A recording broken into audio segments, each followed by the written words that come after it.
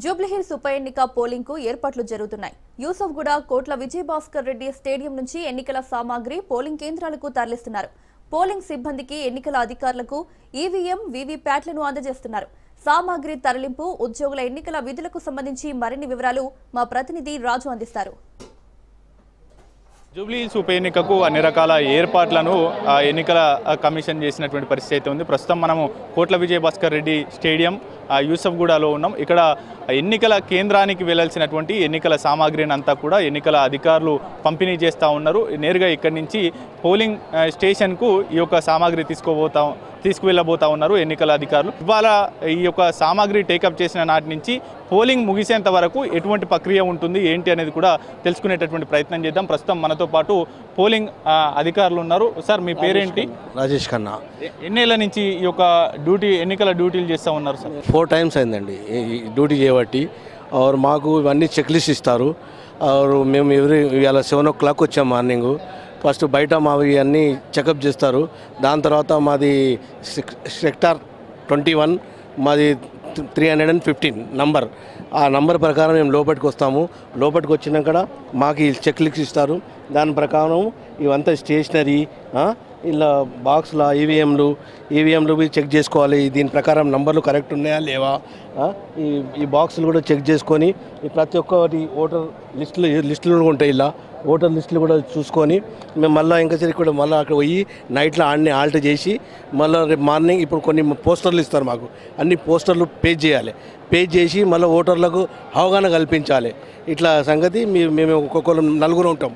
Polling other polling officers చేసుకున్నాక మళ్ళీ ఇంకో ఆఫీసర్ వస్తాడు. వచ్చి మేము కరెక్ట్ చేశామా లేదా అని అతను కూడా చెప్తాడు. దాని తర్వాత మేము కరెక్ట్ ఉన్నాయా లేవా అని వెరిఫికేషన్ అయిపోతుంది. ఇక్కడికి వచ్చిన తర్వాత ప్రొసీజర్ చెప్పారు. అయితే ఏమేమి ఐటమ్స్ మేజర్గా ఉంటాయి, ఇందులో ఎన్ని రకాల ఐటమ్స్ వస్తువులు, పోలింగ్కు సంబంధించినటువంటి ఎన్ని రకాల వస్తువులు మీకు అందజేశారు ఏంటి, అందులో మేజర్ రోల్ పోషించేటటువంటి వస్తువులు ఏముంటాయి? ఇలా మ్యాక్సిమం 20 ఉంటాయి సార్. 20లో ఏంది బ్యాలెట్ బాక్సు, మళ్ళీ మాకు అవగాహన కల్పించే పత్రాలు, ఒక బుక్ కూడా ఉంటుంది. అంటే మాకు అలానే బుక్లనే చదువుకొని అగరు అంటే మాకు ట్రైనింగ్లో కూడా చెప్తారు. ట్రైనింగ్లో చెప్పినాక కూడా మళ్ళీ కూడా మాకు బుక్కులు ఇస్తారు. ఇలా మాతో ఏమన్నా మిస్టేక్ అయినా కానీ ఆ బుక్లో చూసుకొని మేము ఇలా క్లారిఫై చేసుకోనికి అవుతుంది. మెయిన్ మాకు ఏంటంటే ఈ బాక్సులే చాలా మాకు అది ఉంటుంది.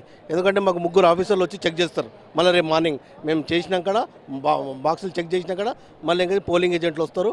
వాళ్ళకు అవగాహన కల్పించడానికి వాళ్ళకి ఓట్లు వేయించేసి మళ్ళీ సిస్టమ్ స్టార్ట్ చేస్తాం. మీరు పోలింగ్ బూత్ నుంచి ప్రారంభమయ్యే ముందు ఎటువంటి భద్రతా ఏర్పాట్లు, వ్యాన్లో ఈవీఎంలు, వీవీప్యాట్లు తరలించే సమయంలో ఎటువంటి ఇంటిమేషన్ పోలీస్ అధికారులకు ఇస్తారు? ఆ తర్వాత భారీ బందోబస్తు ఏ విధంగా ఉండబోతాం? మాకు ఇప్పుడు పోలీసు బందోబస్తు ఆల్రెడీ చేసి ఉంటారు. మాకు వ్యాన్లో పోలీసు వాళ్ళు కూడా ఉంటారు. మా ఎంబడి ఇంకోటి ముంగల ఒక వ్యాన్ ఉంటుంది. మాకు మొత్తం డ్యూటీ పోయిన దాకా సిబ్బంది మాకు అవైలబుల్ ఉంటారు.